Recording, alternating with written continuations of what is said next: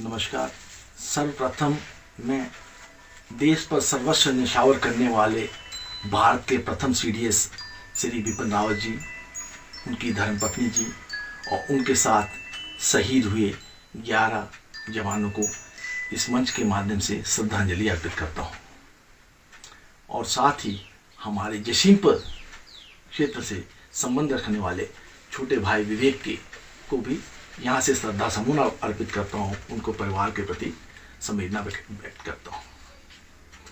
आज का जो मुद्दा है जिसके प्रति हम यहाँ इकट्ठे हुए हैं, कल जसीमपुर के विधायक जी ने यहाँ रैली आयोजित की थी, जो कि पूर्ण रूप पे असफल साबित हुई है।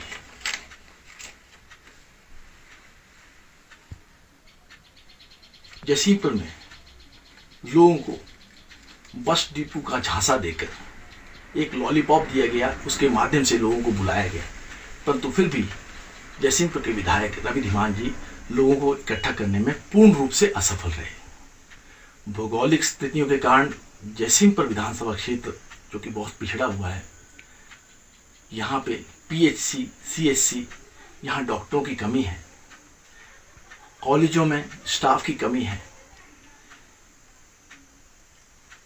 या बेरोजगार भाई बंधु जो हैं उनके प्रति रोजगार के साधन कैसे उपलब्ध करवाए जाएं, इसके प्रति किसी भी बिंदु को टच नहीं किया गया।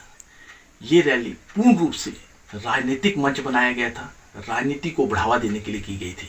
जनता के प्रति कोई भी वादा पूरा नहीं किया गया, किसी भी तरह का जनता को इसका फायदा नहीं हुआ है।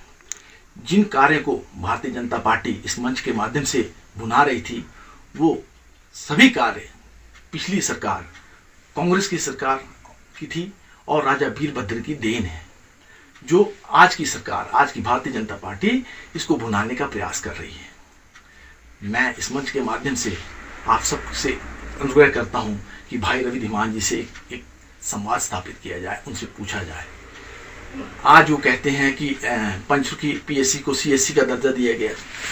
आप ही के कार्यकाल में, मैं फिर पुनः दोहराता हूं, इस मंच के माध्यम से मैं भाई रवि धीमान से पूछना चाहता हूं, और जसीमपुर की 70,000 जनता इस बात को प्रश्न उठा रही है कि आपके कार्यकाल में पिछले 4 साल से पीएचसी सल्याना जो है, वहां पे एक टेक्निकल लैब टेक्नीशियन है, उसका पद खाली पड़ा हुआ है, क्या आपने उसको भरा?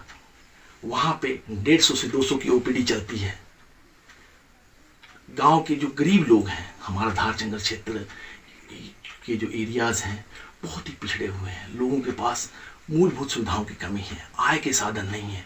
बड़ी मुश्किल से अगर कोई मेरी माता बहन बुजुर्ग पीएससी सल्याना में जाता भी है, वहाँ लैब टेक्नीशियन नहीं है और पिछले 4 वर्षों से नहीं है। तो क्या इसके बारे में कोई प्रयास किया गया? ये तो राजनीतिक मंच बनाया गया, उसमें सिर्फ बताया गया कि हाँ हम ये दे रहे हैं, हम ये दे रहे हैं, जो कि कुछ भी एक लॉलीपॉप की तरह साबित हुआ है। बस डिपो के नाम पे बुलाया गया कि हम बस डिपो घोषणा करने वाले हैं। हम चाहते थे, जसीमपुर की 70,000 80,000 जो वोटर हैं, वो चाहते थे कि होना चाहिए, बस डिपो आना चाहिए। सरकारें आती हैं, सरकारें जाती हैं, पर ये यहाँ के लोगों को फायदा होना था। पर वहाँ पे भी मंच के माध्यम में फिर दोहराया गया कि तकनीकी इसमें इश्यूज हैं, उसको सॉल्व करना पड़ेगा।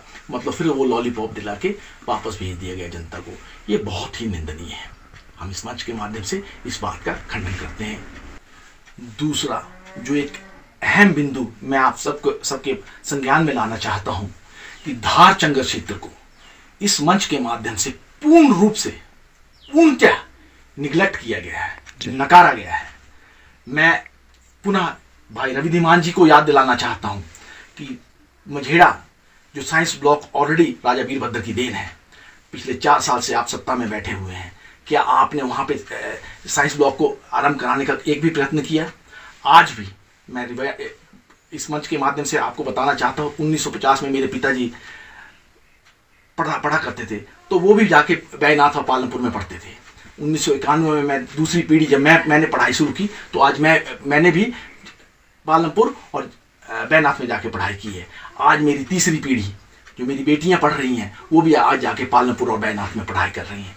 तो पिछले 3 दशकों से 3 जनरेशन जो है हमारी, धारचंगर क्षेत्र की जनता जो है इस चीज के लिए प्रताड़ित हो रही है। हमें मूलभूत सुविधाओं से वंचित रखा जा रहा है। आज अगर मेरा कोई बच्चा, मेरी बहन, मेरी बेटी, मेरा कोई भाई पढ़ाई करना, साइंस पढ़ना चाहता है, तो उसको यहाँ कोई सुविधा उपलब्ध नहीं है। उसे ऑल द वे यहाँ से हमें पुनः पालमपुर, बैनाथ, कांगड़ा, धर्मशाला की ओर प्रस्थान करना पड़ता है। ये बहुत बड़ा दुर्भाग्य का विषय है। 21वीं सदी का भारत है और आज भी हम मूलभूत सुविधाओं से वंचित हैं।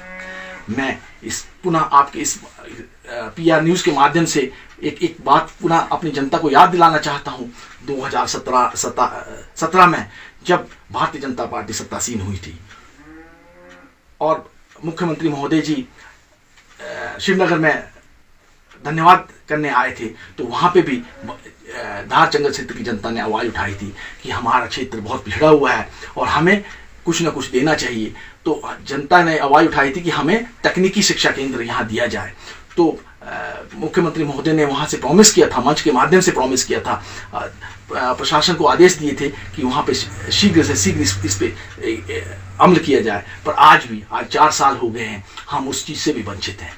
मैं पुनः कहता हूं, धारचंगर क्षेत्र को तो बिल्कुल निगलेक्ट किया गया है, नकारा गया है और इस बात का जवाब 2022 में जनता, धारचंगर क्षेत्र की जनता, जसीमपुर की जनता जोर शोर पे देगी और भारतीय जनता पार्टी को सत्ता से विहीन करेगी।